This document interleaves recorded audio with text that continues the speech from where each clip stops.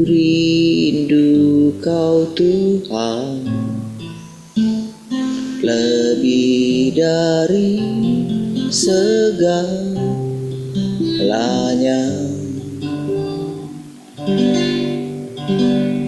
Ku cinta Kau Yesus,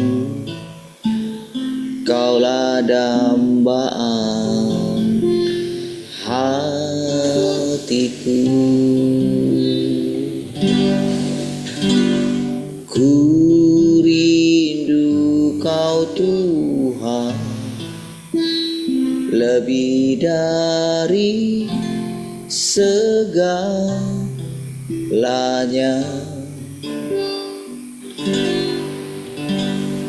Ku cinta Kau Yesus, Kaulah dambaan hatiku. Ku sembah Kau, puji Kau selamanya, tinggal di hadirat-Mu yang ku mau menyenangkan-Mu. Yesus, Kau dambaan hatiku.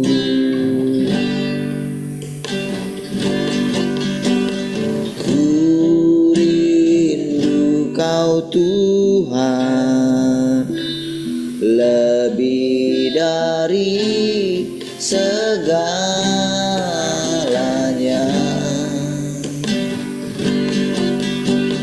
Ku cinta Kau Yesus, Kaulah dambaan hatiku. Ku sembah Kau, ku puji Kau selalu, tinggal di hadirat-Mu yang ku mau menyenangkan-Mu. Yesus, Kau dambaan hatiku. Ku sembah Kau, ku sembah Kau, ku puji Kau selalu, tinggal di hadirat-Mu yang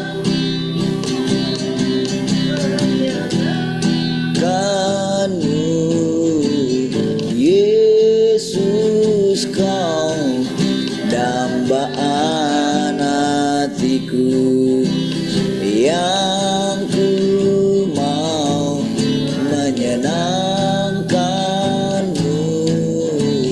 Yesus, Kau dambaan hatiku. Yesus, Kau dambaan hatiku.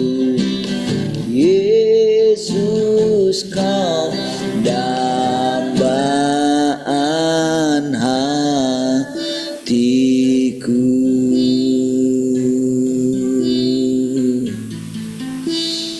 Oh, Kau yang kami rindukan. Oh, terima kasih Tuhan.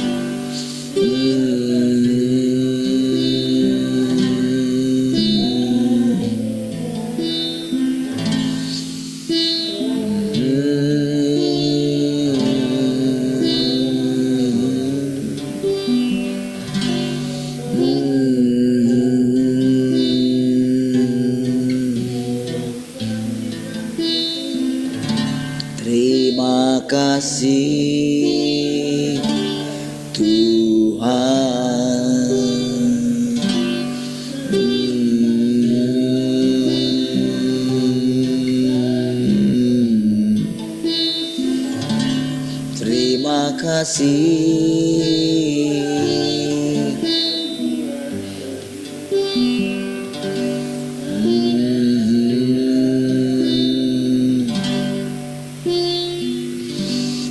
Cinta kau lebih dari segalanya, hanya engkau kekasih hatiku, kekuatanku, dan benteng perlindunganku. Kepadamu ku berharap selalu, tiada Allah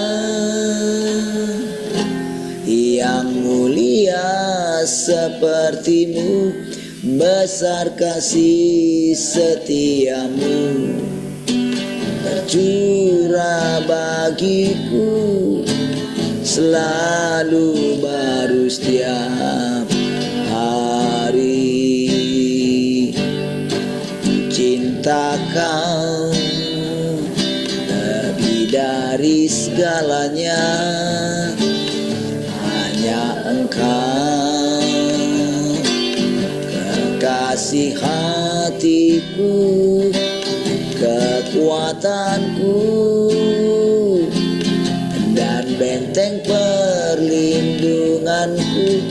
Kepadamu ku berharap selalu, tiada Allah yang mulia sepertimu, besar kasih setiamu, tercurah bagiku selalu baru setiap hari.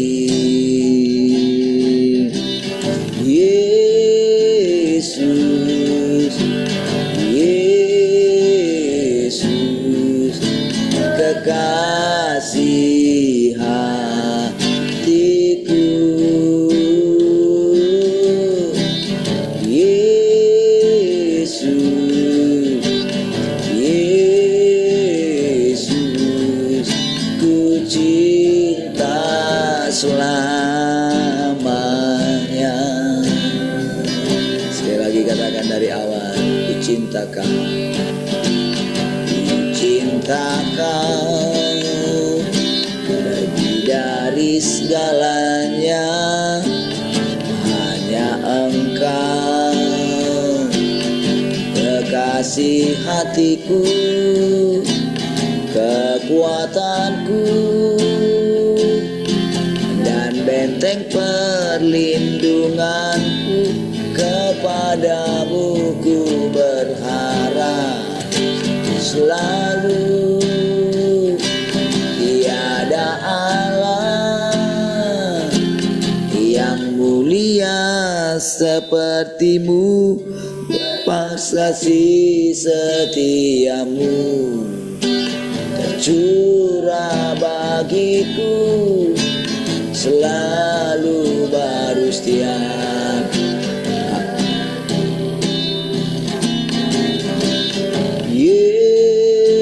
Yesus,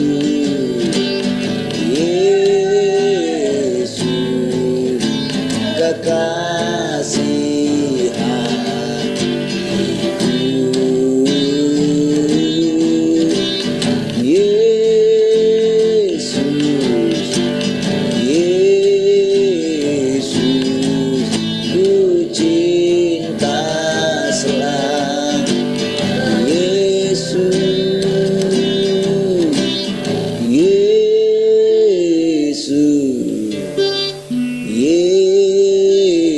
Yesus, kekasih hatiku.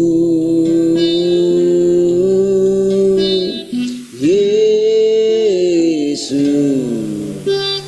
Yesus, Yesus, ku cinta selamanya. Yesus, Yesus, Yesus, kekasih hatiku.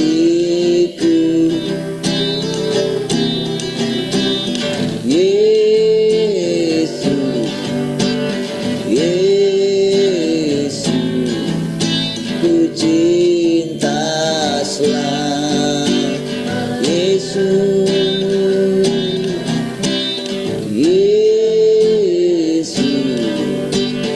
Yesus, kekasih hatiku.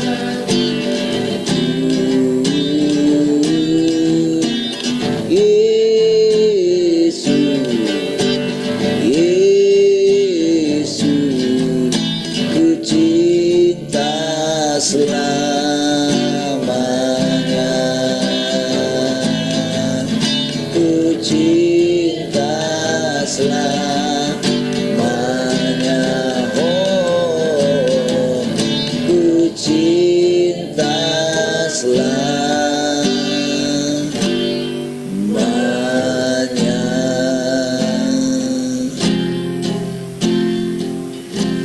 Haleluya. Terima kasih Tuhan, kami bersyukur pagi hari ini untuk anugerah-Mu.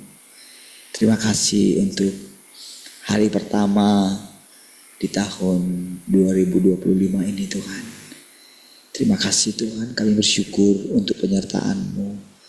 Terima kasih Tuhan, kami mengawali tahun ini dengan penuh ucapan syukur.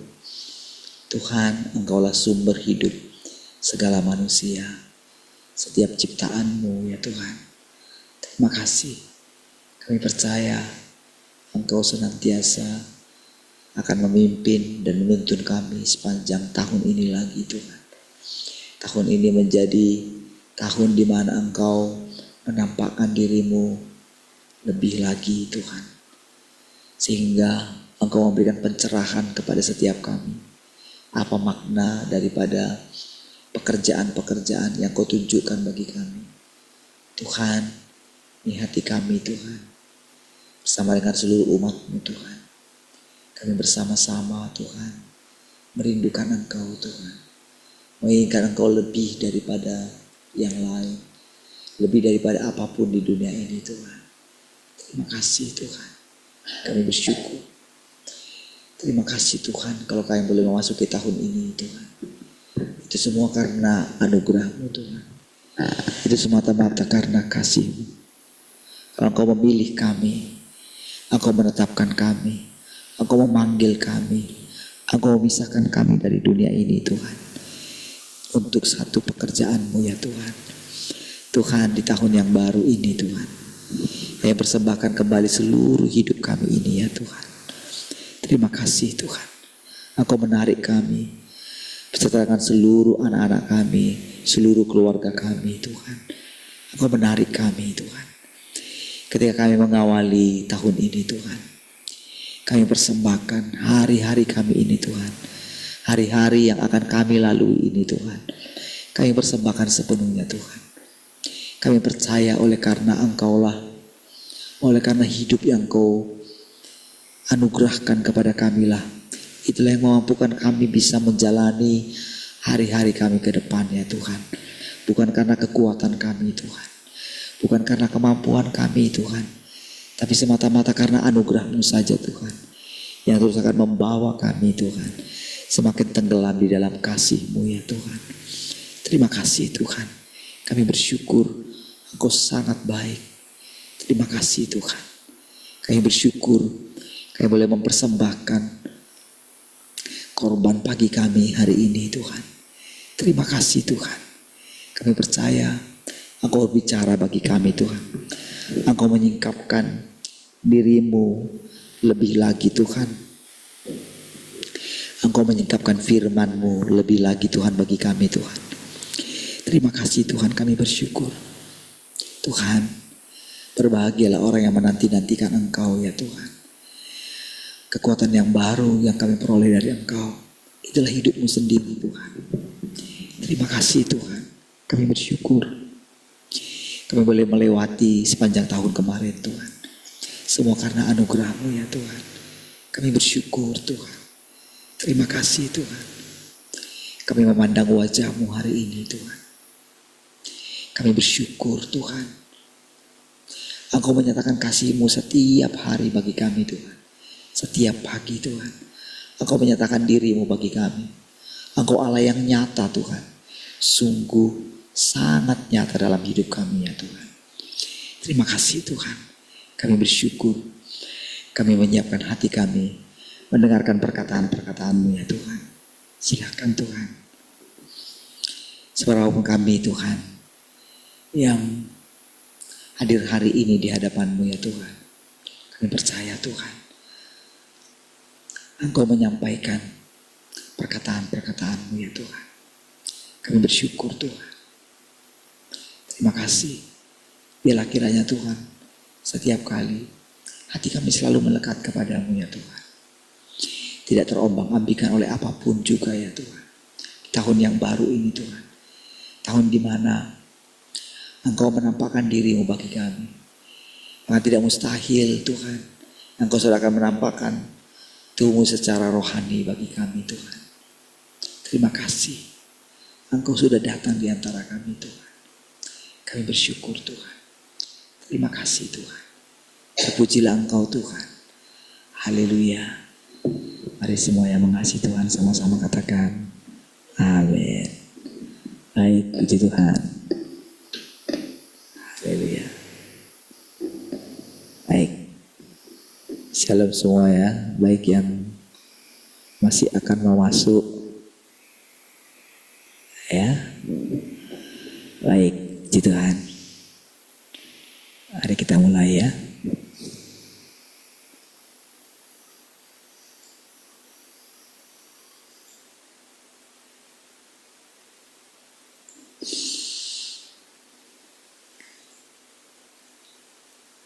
Oke, shalom keluarga Kevira. Cek sound dulu, shalom dulu. Shalom semua. Shalom, selamat pagi, selamat tahun baru. Selamat tahun baru. Sinyalnya lagi agak bermasalah, jadi ini. Oh, dari tadi malam ya? Iya. Baik. Kami nggak shalom.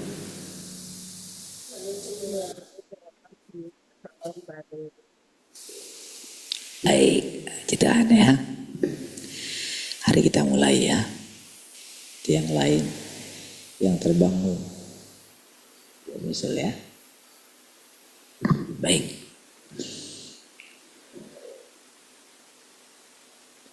Demikianlah orang-orang yang memberikan kesaksian tidak pernah mengejar kehidupan dan masih mengikuti dengan penuh kekisruhan. Engkau boleh mengikut, tetapi ini tidak berarti engkau telah ditaklukkan. Sebab engkau tidak tahu apa-apa tentang pekerjaan Tuhan hari ini. Ditaklukkan itu bersyarat. Tidak semua yang mengikut telah ditaklukkan. Jadi perhatikan ya. Ada tingkatan-tingkatan sebetulnya ya. Di dalam kita mengikut Tuhan yang datang kedua kali ini. Tuhan yang sejati ya. Jadi ada orang yang mengikut tapi tidak mengejar kehidupan. Jadi kalau ukurannya bagi kita saudara, tentu standar untuk ditaklukkan itu rasa-rasanya masih sulit untuk kita pertahankan gitu. Untuk kita alami gitu ya. Karena kita masih terus bergulat dengan masalah penghidupan kita gitu. Jadi masih agak sulit kita itu boleh mengalami apa itu ditaklukkan gitu. Apalagi kalau kita itu tidak melihat atau tidak mengalami hadirat Tuhan itu gitu.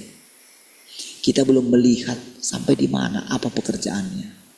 Tadi malam saya sampaikan tentang bagaimana hidup itu, bagaimana Tuhan adalah sumber kehidupan kita gitu. Tuhan sumbernya gitu. Dan saya mengatakan Tuhan itu sebetulnya ada di dalam sumber, ada di dalam lubuk hati kita yang paling dalam. Nah, jadi sebetulnya bukan hanya kita gitu ya yang sebetulnya bisa mengalami ini gitu.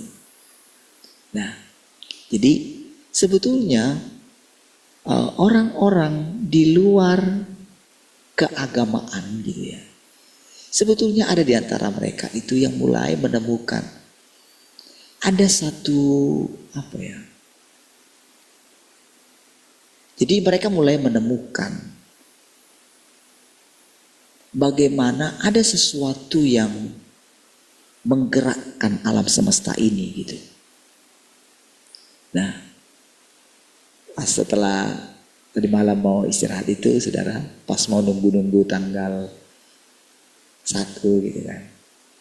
Nah, itu muncul itu seorang apa ya, ada yang di channelnya kayaknya masih baru juga gitu, tentang bagaimana dia menjelaskan tentang seorang ilmuwan yang terkenal ya. Setelah Einstein itu ada seorang ilmuwan itu yang cukup banyak membuat perubahan di dunia teknologi yang namanya Nikola Tesla itu, dimana dia menemukan, dari situ cikal bakal dia menemukan, orang menemukan internet, radio dan sebagainya gitu ya. Karena dia sedang bagaimana dia menemukan energi. Kalau si Einstein kan kekekalan energi gitu ya. Nah, di dalam diri manusia itu ada keabadian gitu. Dia mengatakan pasti ada kehidupan setelah kematian. Bahkan dia berani mengatakan orang sebetulnya tidak mati katanya. Jadi orang-orang yang meninggal itu sebetulnya tidak mati gitu. Itu saya ketika saya mendengarkan satu demi satu gitu. Kok apa yang saya ucapkan gitu ya. Itu kan saya sebelum dengarkan itu semua gitu ya. Sebelum tahu, saya belum pernah mendengarkan atau membaca tentang si Nikola Tesla ini gitu. Nah, itu kan yang kalau saudara tahu siapa itu ya. Pokoknya orang-orang hebat setelah itu gitu. Jadi mereka itu menyatakan kayak sumber referensi mereka adalah si Nikola Tesla ini gitu. Jadi pemikiran-pemikirannya itu sangat mempengaruhi gitu. Karena memang kan di dunia luar sana gitu ya, kayak di Eropa kan mereka itu dari dulu mereka sudah mengalami perkembangan yang sangat luar biasa gitu dalam teknologi gitu. Karena memang dari dulu mereka sudah lepas dari yang namanya cuma masalah makan dan minum gitu ya. Kita saja di bangsa kita yang orang sudah ke bulan, kita masih memikirkan dari bulan ke bulan gitu. Nah, sehingga jadi mereka itu banyak menemukan apa ya? Mereka itu banyak menemukan hal-hal yang bahkan hal-hal yang supranatural seperti telepati, paranormal, mereka itu bisa mendapatkan jawaban melalui ilmu pengetahuan gitu. Jadi ketika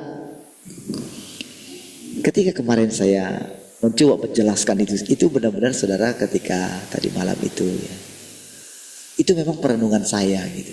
Apalagi ketika dia bilang begini, apa yang dilakukan oleh manusia, energi yang mereka lakukan, apa yang mereka lakukan di tempat tersembunyi gitu ya. Jadi mereka bisa menggerakkan atmosfer di sekitar mereka gitu. Jadi kan sebetulnya kan telepati dan sebagainya kan, itu kan mereka melakukan itu kan hanya dilakukan oleh orang-orang yang ngeroh lah ceritanya. Tetapi sulit untuk dijelaskan bagaimana mereka bisa memasuki itu. Jadi kira-kira itulah yang coba dijawab oleh si Tesla ini melalui pengetahuan gitu. Bukan hanya melalui pengetahuan, tapi benar-benar melalui riset gitu. Kan kalau orang-orang yang ngeroh itu, yang masuk ke alam roh itu, mereka itu kan memang bawaannya sudah begitu gitu. Dan mereka, karena mereka di dunia roh gitu, mereka tidak bisa menjelaskan itu secara ilmu pengetahuan, tetapi nyata kan gitu. Nah inilah yang coba dijelaskan oleh si Nikola Tesla ini. Jadi setiap kata-katanya itu, kalau nanti ikutin itu ya, dari setiap kata-katanya itu dia itu memang bisa. Jadi kalau boleh saya bayangkan, sepertinya dia itu kayak mengalami masuk ke alam roh itu juga gitu, sehingga dia bisa menjelaskan dengan yakin gitu dengan kata-katanya. Jadi ibaratnya perkataan-perkataan saya yang saya ucapkan begitu saja gitu, yang kita tahu kan Tuhan menjelaskan kepada kita gitu. Yang kita tahu kan adalah Tuhan menampakkan diri kepada kita, itu saja yang kita ketahui. Yang saya ketahui, saya istilahnya lugu saja, bodoh saja saya. Dengan bodoh saja saya percaya kalau anak laki-laki itu saya gitu. Dengan lugu saja saya percaya ketika Tuhan itu mengatakan, apa kamu mau bisa membantah aku seperti Musa? Apa kamu mau membantah aku seperti Musa gitu. Jadi dalam pandangan saya ketika saya cerita itu semua, bagaimana rasanya Tuhan itu nyata sekali berbicara gitu. Itu awalnya adalah karena memang sudah diambang pencarian gitu. Apalagi ketika Tuhan itu mulai mengingatkan tentang umur saya gitu ya. Dan ternyata memang umur itu di tangan Tuhan, nasib kita di tangan Tuhan, kita nggak bisa memberontak. Disitulah saya boleh melihat bagaimana nyatanya Tuhan itu. Apa artinya Tuhan menampakkan diri? Itu kayak dijelaskan sendiri di dalam batin saya gitu. Jadi ketika tadi malam saya mengatakan bahwa Tuhanlah satu-satunya sumber hidup segala ciptaan, dijelaskan oleh si Nikola Tesla itu, saudara. Iya. Biasanya saudara, kalau orang yang sangat kuat di pengetahuan, kadang-kadang dia itu menghina ilmu agama gitu. Kan orang agama itu kan orang yang apa ya, sering dianggap bodoh oleh orang-orang yang berpengetahuan gitu. Karena mereka mempercayai sesuatu yang apa ya, samar-samar gitu. Tapi tetap mereka melakukannya gitu. Tapi dia ini saudara, benar-benar dia itu menghubungkan antara pengetahuan dan agama gitu. Jadi dia benar-benar bisa menjelaskan tentang Tuhan yang apa ya, yang adalah pencipta, yang menggerakkan segala sesuatu. Dan ketika dia mengatakan sebetulnya orang mati tidak mati gitu ya, itu saya benar-benar iya ya, kan saya mengatakan bapak saya tidak pernah mati gitu. Cuman kan dia tidak mengetahui di mana mereka tinggal gitu. Dari firman Tuhan inilah kita melihat bagaimana kedaulatan Tuhan itu sangat nyata. Dari firman Tuhan inilah kita itu benar-benar belajar menghormati Tuhan, belajar mengenal apa yang menjadi kesukaan Dia gitu ya. Bagaimana Dia mengatur segala sesuatu, bagaimana Dia nantinya memerintah bersama dengan kita, bagaimana kita itu akan menjadi kesaksian bagi Dia gitu. Bagaimana itu ditaklukkan. Ada banyak sekali saudara hal-hal yang disingkapkan bagi kita melalui firman Tuhan ini gitu. Firman Tuhan yang baru ini benarlah dikatakan hanya Kristus akhir zaman yang akan bisa menyelamatkan umat manusia. Hanya orang yang mengalami kedatangan Tuhan yang kedua kali, yang melihat penampakan Tuhan yang datang kedua kali, hanya mereka lah yang akan tahu di mana Tuhan itu berada gitu. Oh saudara, bagi orang lain saudara, surga itu misteri. Saya itu bisa membayangkan saudara, orang-orang yang sudah tua gitu ya, ketika mereka harus meninggalkan dunia ini oleh karena umur atau mungkin oleh karena sakit penyakit gitu. Atau mungkin ketika ada di antara keluarga mereka, mungkin anak mereka yang mungkin baru menikah gitu ya, terus harus menderita satu penyakit yang mungkin stadium awal dari kanker gitu ya, atau tumor gitu ya. Nah, dan harus kemo misalnya gitu. Saya boleh membayangkan saudara, bagaimana orang yang mengalami itu tanpa firman, tanpa tahu Tuhan yang memegang kendali. Bagaimana orang itu kalau tidak mendengarkan firman? Mungkin orang mengatakan kepada mereka, percayalah oleh bilur Tuhan Yesus kamu telah sembuh. Mari kita sepakat gitu. Saudara, orang itu sudah sering aku dengarkan itu. Saudara, ketika saya bilang gitu, bisa kita berdoa gitu, saya panggil anak itu gitu. Masih bisa kan? Oh kami baru saja berdoa katanya. Oh saya dalam hati gini, sampai saya bilang kayak gini, ya biasanya melalui saya berdoa itu, melalui nanti perkataan-perkataan itu ada sesuatu yang akan dia dengarkan gitu. Bayangan saya gini saudara, Tuhan akan menampakkan diri melalui perkataan-perkataan yang saya ucapkan gitu. Itu harapan saya. Jadi ketika ditolak secara halus gitu ya, dan ternyata memang abang saya yang satu juga ditelepon gitu ya. Nah, di situ saya baru sadar, oh ternyata bukan untuk minta didoakan ya, hanya memberitahu saja. Oke. Saudara, itu saya renungkan gitu ya. Tuhan. Betapa orang mengatakan mereka percaya sama Tuhan, tapi jauh di lubuk hati mereka tidak percaya sama Tuhan. Mereka tidak percaya kalau Tuhan itu nyata. Gitu. Di situ saya merenungkan gitu, iya ya Tuhan ya.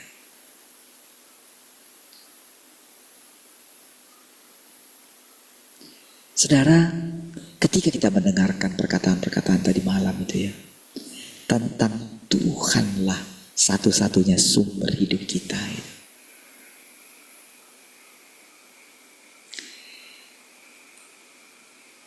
Ketika tadinya saya berpikir mungkin ya orang tadi malam mungkin sibuk semua, mungkin banyak acara keluarga gitu ya, membuat mungkin ada yang makan-makan sampai jam berapa gitu ya. Ya mungkin ingin melewatkan satu hari ini. Padahal saudara, dalam hati saya, saudara, ketika tadi malam saudara kita ibadah itu, bayangan saya begini. Di hari pertama ini kalau orang merindukan Tuhan gitu ya, kalau Tuhan itu tinggal dalam hati mereka, mereka justru akan sangat merindukan persekutuan pagi ini. Kalau mereka nangkap tentang arti daripada Tuhanlah satu-satunya sumber hidup. Saudara, ketika saya menyampaikan tadi malam itu, saudara ya, ada sesuatu dalam diri saya ketika saya mengatakan bahwa tahun 2025, tahun 2024 kita mengakhirinya, kita melewati. Ada satu momen yang mungkin bisa saja akan terlewatkan oleh banyak di antara kita gitu. Kan ketika Tuhan katakan tadi, orang punya kesaksian tapi dia tidak tahu apa arti ditaklukkan itu gitu. Jadi orang itu tidak mengejar kehidupan gitu. Jadi ketika saya merenungkan kata-kata itu, saudara, ketika pagi ini sampai jam berapa tadi nggak ada orang muncul gitu ya. Kalau sudah saya pikir apa saya tidak mengirimkan undangannya gitu ya. Saya tunggu dari tadi lewat 40, akhirnya mulai lewat 40, berapa tadi 48 ya. Saya terus sampai jam 5 udah lewat gitu tadi. Saya tetap mengawali tadi, hanya berdua tadi gitu. Waktu dulu Tuhan Yesus itu dilahirkan gitu kan, ada lagunya itu. Hanya dua yang berjaga gitu. Saudara, Tuhan itu nanti akan saya sambung di ibadah nanti ya. Tuhan itulah yang terus menciptakan kelahiran kembali. Kelahiran kembali itu bukan sekedar berreinkarnasi, bukan. Kelahiran kembali itu adalah di mana Tuhan itu selalu memberikan selalu yang baru di dalam hati kita. Jadi ketika kita mengawali tahun 2025 ini, kalau di dalam batin kita itu sama seperti tahun-tahun kemarin, berarti kita belum mengerti, belum benar-benar mengalami keajaiban atau keunikan Tuhan itu gitu. Belum gitu. Jadi kita belum mengerti apa sebetulnya tujuan kita. Kebahagiaan seperti apa yang akan kita alami, kita belum ngerti. Makanya dikatakan tadi kan, pencari kehidupan. Kita mesti berjuang mendapatkan kehidupan itu. Tentu harus dimulai adanya pengertian di dalam diri kita. Jadi ketika dijelaskan oleh si Nikola Tesla ini, saudara ya, saya gabungkan sedikit ya. Tentu saudara, seorang penemu itu, dia itu seorang ilmuwan, itu benar-benar dia ilmuwan. Dia sangat konsisten gitu. Karena kan dia nggak mikirin lagi. Bahkan kadang-kadang kalau dia menemukan sesuatu, dia nggak mikir makan lagi dia.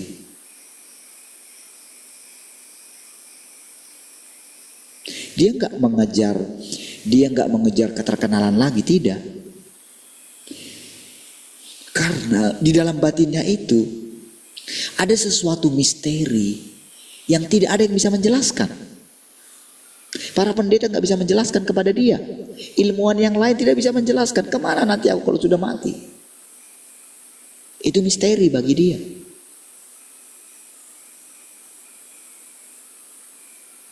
Wah, kalau mungkin dia ini mendengarkan perkataan-perkataan ini, perkataan firman Tuhan ini, oh, dia akan mengikuti dengan baik.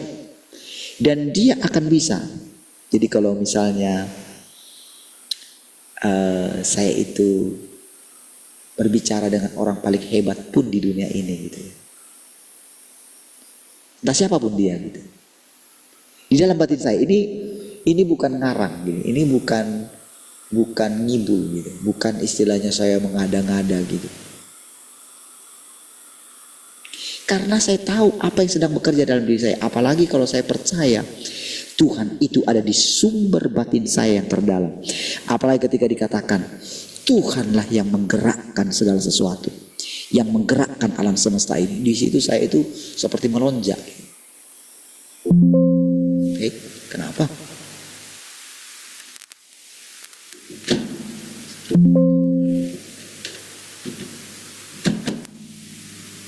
Oke. Kirain udah masuk dari tadi. Ya masuk. Jadi ketika saya menerangkan, makanya kadang-kadang mungkin kalau orang lain mendengarkan yang belum pernah mendengarkan perkataan-perkataan saya yang belum melihat bagaimana saya menjalani hidup saya gitu ya. Kadang-kadang orang akan berpikir saya, udah gila orang ini pembual itu. Kadang-kadang pikir begitu. Tapi nggak tahu gejolak yang di dalam diri saya. Bagaimana saya merenungkan Tuhan menggerakkan segala sesuatu. Jadi saya bisa bayangkan bagaimana seriusnya si Nikola Tesla ini. Jadi bagaimana terjadinya, bagaimana kita bisa menikmati internet ini sekarang gitu. Iya. Dan sebelum internet ini ada, itu orang-orang telepati mereka sudah melakukannya. Tapi tidak bisa dibuat secara pengetahuan. Jadi salah satu arti daripada ketika dia menjelaskan itu, jadi sebetulnya di dunia pengetahuan pun ternyata Tuhan itu tanpa sadar menggerakkan orang-orang gitu. Supaya Tuhan yang tidak kelihatan itu, yang tidak dikenal oleh siapapun. Bayangkan bagaimana seorang manusia Yesus. Bagaimana seorang manusia. Sulit saudara untuk kita boleh membayangkan saudara. Bagaimana Yesus menjalani hidupnya. Kan jelas-jelas dari awal dia harus menjadi manusia biasa. Dia ciptaan yang baru. Bagaimana perkataan dia? Apa kamu tidak tahu aku harus ada di rumah Bapakku? Kan di situ dia mulai aneh kan. Apanya anakku ini, kata Maria lagi. Nak, kami sudah capek loh mencari kamu. Kenapa kalian mencari aku? Apa kalian tidak tahu kalau aku harus ada di rumah Bapakku? Oh, di situ sudah mulai aneh. Tapi di situ kita lihat bagaimana Roh Kudus mengingatkan dia. Gimana saudara? Bagaimana kita boleh membayangkan hubungan antara Tuhan yang di sorga itu dengan Yesus yang seperti itu? Bagaimana? Gak masuk akal. Lalu kemudian dia mengatakan, aku dan Bapa satu.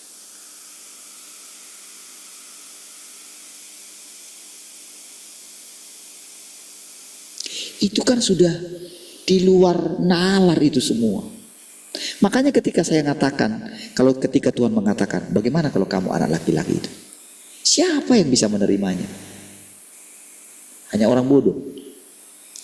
Ketika Daud diurapi menjadi raja, dia itu apa ya? Karena menurut kondisi dia pada waktu itu, mana mungkin gitu. Tapi semua tulisan-tulisan dia, nyanyian-nyanyian dia, itu adalah pengalaman dia dengan Yahweh yang tidak kelihatan itu, saudara. Itu pengalaman dia.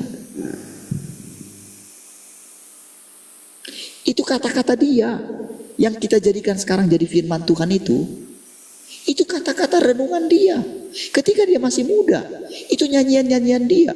Sampai ternyata nyanyian-nyanyian dia itu sudah terkenal. Iya. Jadi ketika Saul itu, saya suka lagu-lagumu katanya. Itu lagu yang itu loh, yang lagu yang ini. Yang ada kata-katanya kayak gini. Dia bilang gitu. Apa saya mau nyanyikan untukmu? Gitu. Kata Daud itu. Enggak usah.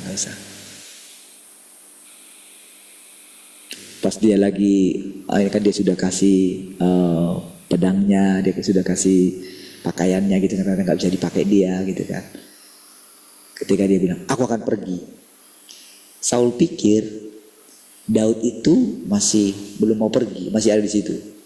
Kan dia masih mengambil minuman. Udahlah kita minum dulu sekarang. Karena bayangan Saul itu, udahlah sebelum nanti kamu mati gitu, pokoknya kamu hilang dulu kesadaranmu. Jadi dengan minuman lah si Saul itu menghilangkan segala kepedihan di dalam dirinya. Seperti itulah saudara, para pendeta-pendeta yang tidak punya kehidupan lagi saudara. Iya. Tapi di hadapan jemaat dia harus berbohong. Iya. Dia mengisi hidupnya supaya dia lupa diri gitu. Karena apa saudara? Dia tidak mau saudara sungguh-sungguh benar-benar mencari kehidupan itu. Para pendeta itu kalah sama si Nikola Tesla itu saudara. Jadi ternyata waktu dia berbalik, ketika dia panggil lagi Daud, David katanya gitu. Ternyata Daud sudah pergi dengan kebulatan tekad saudara. Tapi cara Samuel melatih dia, di situ saya benar-benar gitu dibukakan gitu. Tidak ada di Alkitab kita itu Samuel melatih dia. Tapi bagi saya si pembuat cerita itu di awal benar-benar dijelaskan tentang ini diambil dari Samuel pasal 15 ayat 16 sampai 17 katanya gitu ya. Dia jelaskan di awal itu. Tetapi jalan ceritanya itu tidak ada di Alkitab, tidak tertulis. Tapi saudara bagi saya yang membacanya, itu cara Tuhan gitu. Entah itu benar atau salah gitu. Tapi bagi saya gambaran itu hebat sekali.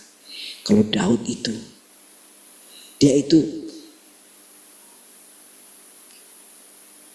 itu ketika membayangkan tentang mengurapi itu, mereka sangat kenal siapa Samuel itu saudara. Samuel itu raja mereka dulu, sebelum orang Israel meminta raja. Dan dialah yang benar-benar menyampaikan firman Tuhan. Iya, kan di zaman Imam Eli kan tidak ada lagi firman Tuhan. Disitulah dia masuk, disitulah dia mendengarkan firman Tuhan. Makanya sampai Imam Eli itu kan takut gitu ketika Samuel telah dipanggil oleh Tuhan. Iya, Eli itu sangat takut ketika waktu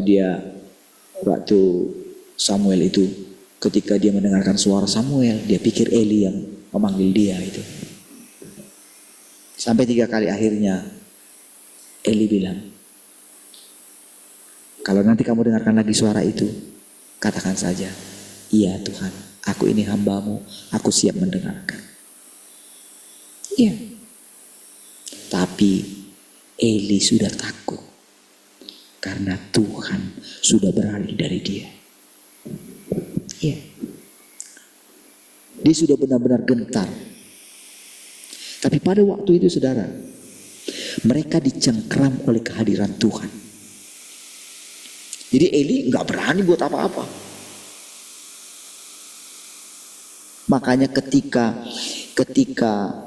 Saul mengetahui, jadi ketika anak-anak perempuan itu mengatakan, oh Saul mengalahkan 1000, tetapi Daud mengalahkan berlaksa-laksa. Geram sekali saudara Saul terhadap Daud. Tapi tahukah saudara, Saul tidak pernah bisa membunuh Daud. Oh, itu kedaulatan Tuhan. Kita mesti yakin itu saudara. Seperti itulah percaya kita. Boleh kita dengarkan kabar-kabar yang mungkin mengerikan gitu. Tapi Tuhan katakan berawas-awaslah. Itu baru permulaan untuk memasuki zaman yang baru. Jadi firman itu hidup bagi kita. Padahal dulu berapa lama itu ada di dalam Alkitab saudara. Tapi kemarin kata-kata itu begitu menggema. Berawas-awaslah supaya engkau jangan khawatir. Tahu gak saudara? Itulah misteri daripada kehadiran Tuhan.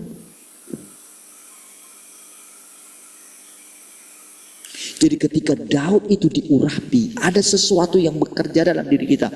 Ini dalam diri dia. Itulah misteri yang mesti kita selidiki. Itulah namanya pencari kehidupan. Itulah namanya mencari kebenaran. Itulah namanya haus dan lapar akan kebenaran.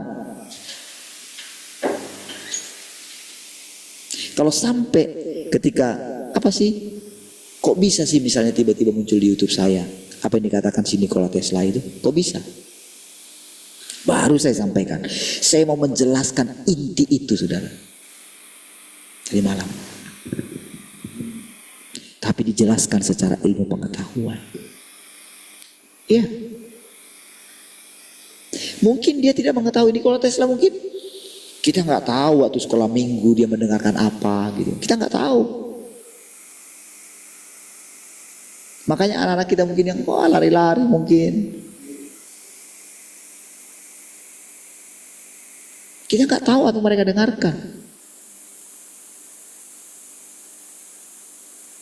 Saya tidak mengetahui ketika saya dulu tiap hari duduk di kaki Tuhan gitu. Ketika saya merindukan, saya ingat dulu saudara, sebelum saya full time itu. Iya.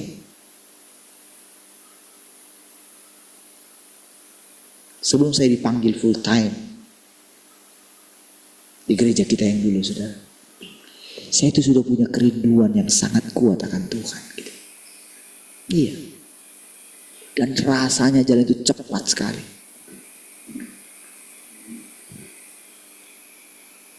Iya. Makanya dulu abang saya iri sama saya. Kan saya duluan full time gitu. Dia yang pengen sekali full time. Dia 6 bulan duluan bertobat dari saya gitu. Makanya ketika saya full time itu waktu itu, wah dia iri sekali. Nah, setelah itu ya dia jadi gembala gitu ya. Saya tetap jadi pendoa.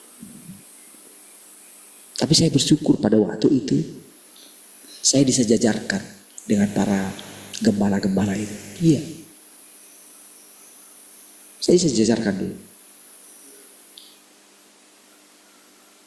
Makanya istilahnya kalau ini gaji saya gitu ya, kalau dulu gitu ya, itu setara dengan mereka. Iya. Oke kayak gitu ngigaunya. Kalau lihat terus perjalanan itu saudara, sampai dengan hari ini, ketika saya berani mengatakan itu, saya bukan orang pintar, saya orang yang sudah jenuh sekolah. Iya. Jadi kalau saya memandang ibu-ibu di sini siapapun gitu ya, saya itu bisa memandang bagaimana kalau seseorang bertemu dengan Tuhan yang adalah sumber hidupnya. Kalau orang menjadikan Tuhan sumber hidupnya, lihat bagaimana Tuhan akan menuntun orang itu. Hebat sekali. Iya. Makanya saya katakan tadi, kalau saya bertemu, disejajarkan misalnya duduk di antara para petinggi-petinggi dunia ini, itu kira-kira kayak membayangkan gimana kira-kira orang itu bisa memasuki perkataan-perkataan saya dan saya bisa memahami siapa mereka gitu. Iya. Jadi kira-kira seperti apa ya? Ketika saya menceritakan Musa, ketika saya menceritakan Daud, ketika saya menceritakan Saul, siapapun yang saya ceritakan, itu seolah-olah saudara, mereka itu seperti cerita di depan saya gitu. Iya. Mungkin bagi orang itu gimana mungkin? Sebetulnya sederhana saja. Kalau engkau percaya Tuhan yang ada, yang hidup, Tuhan adalah jalan, hal itu sangat mudah. Semua transparan, semua terbuka. Tuhan mengetahui setiap hati orang. Sebetulnya sederhana saja kita menerangkan itu. Tapi untuk masuk ke situ, hanya orang-orang yang sudah bosan dengan pengetahuan dunia ini. Iya. Tapi apakah kita lebih bodoh daripada orang-orang yang hebat itu? Tidak.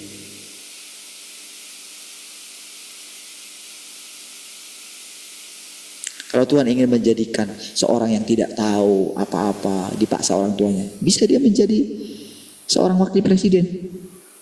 Oke, dijadikan. Orang kursi, tapi mau gimana pun jadi harus mengakui. Dan kalaupun nanti jadi presiden, saya mau bilang siapa? Bayangkan bangsa Israel pernah dipimpin oleh raja yang umur 8 tahun. Pernah loh. Dari umur 8 tahun sudah menjadi raja. Bagaimana pengasuhnya itu? Bagaimana pendidiknya itu? Ada itu kan yang di waktu zaman siapa kata imam siapa, dia itu takut akan Tuhan. Tapi setelah si imam itu mati, nah si si raja itu jadi berbuat jahat gitu. Karena firmannya itu kan. Bagaimana dia itu mendidik seorang raja? Oh, gak sembarangan saudara, gak sembarangan marah saudara. Kalau anak kecil gitu, ada hukum yang sangat kuat yang dipegang oleh si imam itu atau si nabi itu. Iya. Tapi bagaimana seorang Samuel ketika Saul menjadi raja? Bayangkan bagaimana beraninya Samuel terhadap raja itu. Iya, itu karena apa? Karena dia tahu. Karena dia punya hubungan dengan Tuhan, pemilik alam semesta ini. Iya. Jadi kira-kira seperti itulah kata-kata saya. Nggak ada unsur meninggikan diri di situ, nggak ada. Walaupun iblis bisa tipu saya. Itu yang membuat saya berani terus, saudara. Berjalan gitu. Bukan karena kehebatan kita. Supaya kita nggak sombong, supaya Paulus nggak sombong. Ada duri dalam daging di dalam diri. Iya, kira-kira bagaimana lah misalnya kalau kayak saya itu bisa istilahnya kayak menyamakan diri saya dengan orang-orang itu. Saya bisa membayangkan bagaimana masa mudanya Daud itu. Ketika saya cerita sama saudara, saya benar-benar seperti membayangkan sayalah Daud itu. Iya. Bagaimana ketika dia dilatih pegang pedang itu. Dia dilatih menggunakannya. Wah, 3 orang. Mungkin nantinya itu si 3 orang itu triwiranya dia. Jadi ada 3 orang dari yang sudah terlatih menjadi pasukan gitu ya. Menjadi tentara gitu. Itu yang melatih dia. Latih lari pagi gitu ya. Latih main pedang gitu, pakai pedang kayu gitu ya. Dilatih gitu. Dilatih ngangkat batu yang sangat berat sekali. Batu yang mengandung tembaga itu.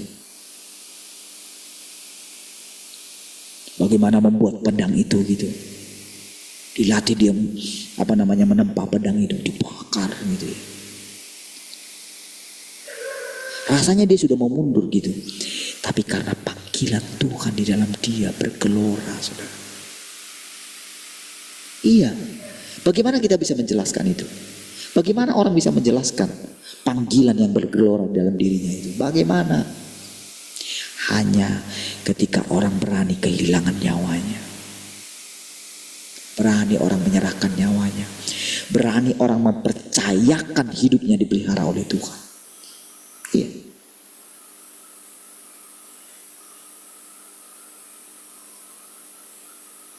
Apa ada dasar untuk berharap bagi saya? Mungkin orang akan berpikir saya, oh bodoh kamu ninggalkan ini. Secara perlahan Tuhan membela saya. Iya, lihat nanti sudah.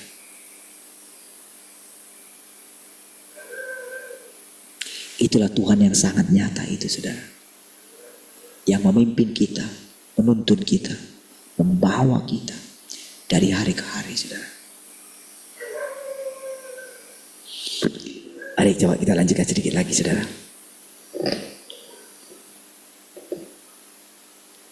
Engkau tidak mengerti mengapa engkau harus mengikuti Tuhan zaman sekarang.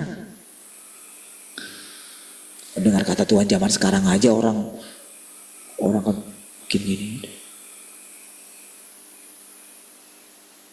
Kayak gitu aja kamu sudah ini, kata Tuhan sama murid-muridnya. Bagaimana kalau anak manusia itu kembali ke tempat di mana dia berada? Terbukti saudara, Yohanes ketika melihat anak manusia itu dalam rupa yang sesungguhnya, tersungkur dia seperti orang mati saudara. Lalu tiba-tiba Tuhan itu berubah lagi menjadi manusia biasa. Yang tadi sangat menakutkan itu manusia yang dilihat dia dulu ketika menjadi manusia dulu. Jangan bayangkan dulu ya pengertian Yohanes sudah menganggap Yesus itu Tuhan. Belum seperti kita sekarang.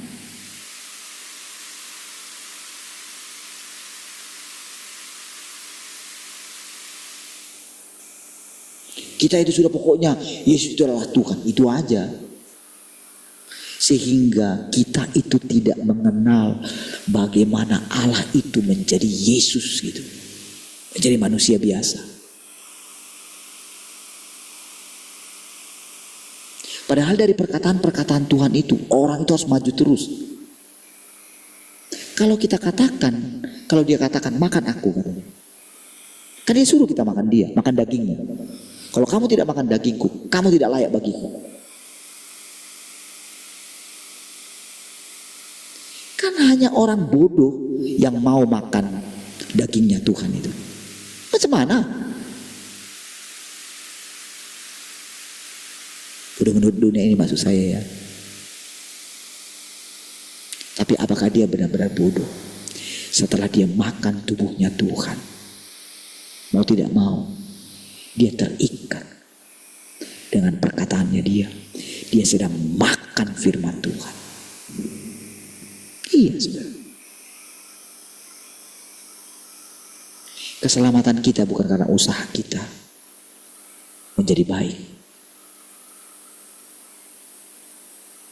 Keselamatan kita terjadi ketika kita itu menerima firman Tuhan. Ketika dikatakan sini Tuhan air zaman. Maukah engkau secara perlahan mengganti konsep bertuhanmu dari yang lama kepada Tuhan yang baru? Maukah engkau menerima Tuhan akhir zaman?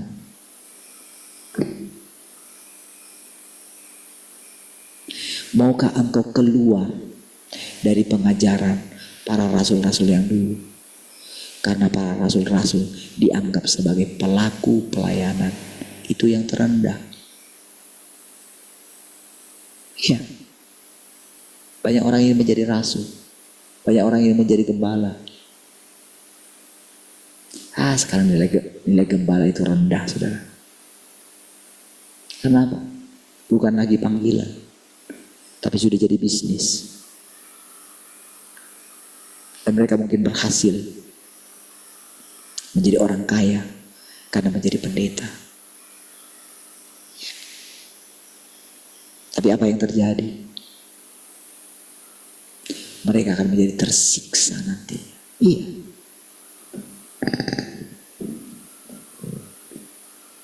Karena mereka telah memperkaya diri mereka.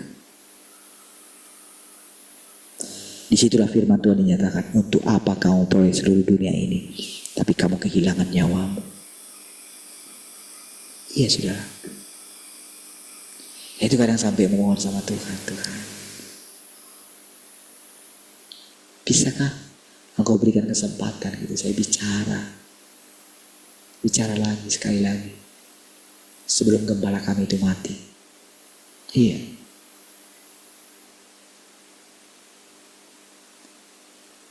Tapi pada waktu itu saudara, ketika saya lihat perubahan, tadinya saya pikir saudara, ini kesempatan saya untuk bicara.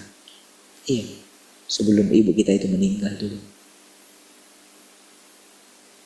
Nanti kita kumpulin semua ini. Ternyata tidak jadi. Dan ketika saya datang, saya sudah melihat perubahan dalam diri Bapak itu. Kayak lupa dia pertemuan kami di rumah itu. Di rumahnya itu. Di situ saya sudah mulai ini. Tuhan mulai katakan dalam diri saya kayak gini. Iya Tuhan, Kau berdaulat gitu. Saya tidak tahu apa yang terjadi. Saya tidak tahu bagaimana mungkin orang itu telah menyakiti hatimu. Saya tidak tahu Tuhan.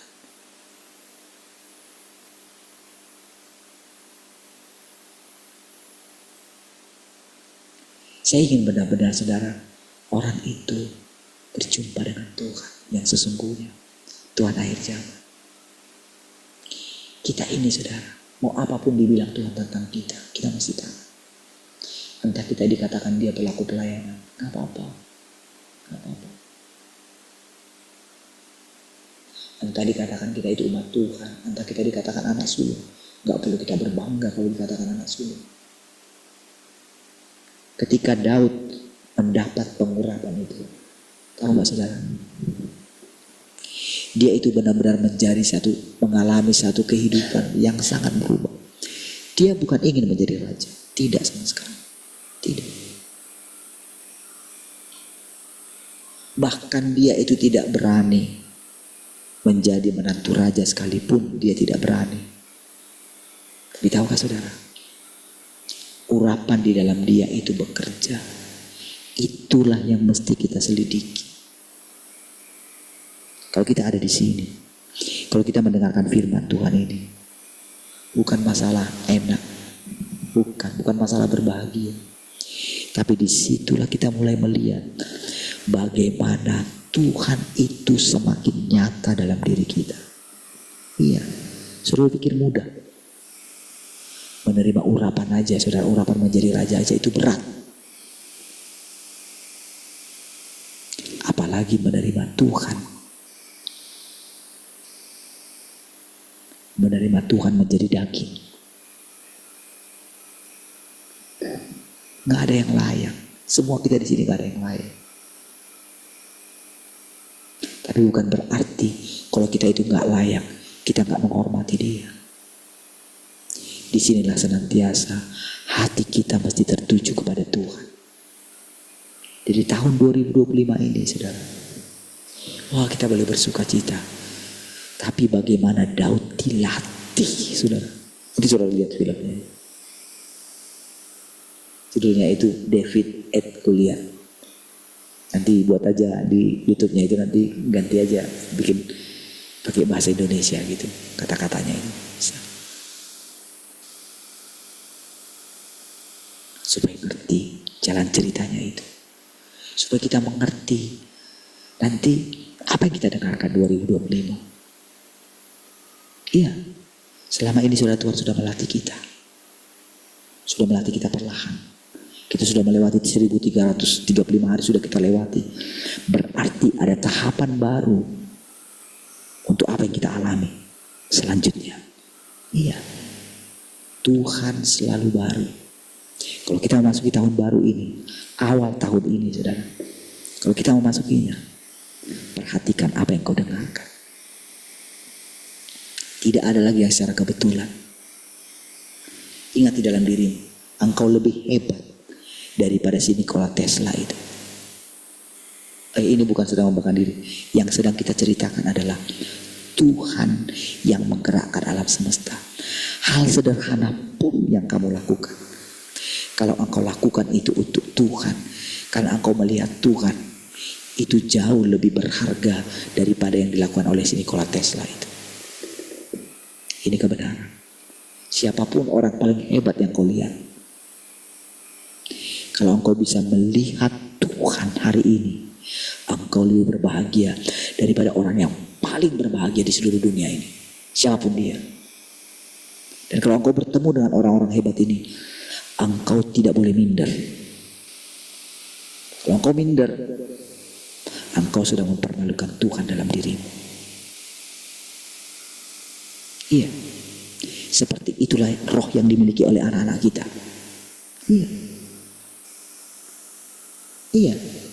Ketika saya katakan ini saudara, ini dijelaskan nanti kalau dengar lagi si Tesla itu, apa yang diucapkan dia itu. Nanti kalau saudara dengarkan lagi, saudara akan mengerti sedikit dari sisi ilmu pengetahuan. Ini bagaimana Tuhan menerangkan menerangkan semua firman itu dari berbagai macam, dari berbagai sudut pandang. Hebat sekali. Tapi saudara akan menemukan dalam diri saudara ada satu rasa penghormatan kepada Tuhan. Itulah engkau berjumpa dengan Tuhan. Ada satu rasa rasa satu penghormatan yang sangat tinggi sama Tuhan yang menciptakan engkau.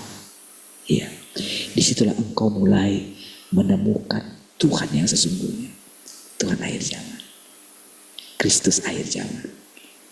Mari kita berdoa. Kasih Tuhan, kami bersyukur untuk persekutuan ini. Oh, terima kasih Tuhan. Kami boleh mendengarkan perkataan-perkataan. Terpujilah Engkau Tuhan selama-lamanya. Haleluya. Mari semua yang mengasihi Tuhan sama-sama katakan amin.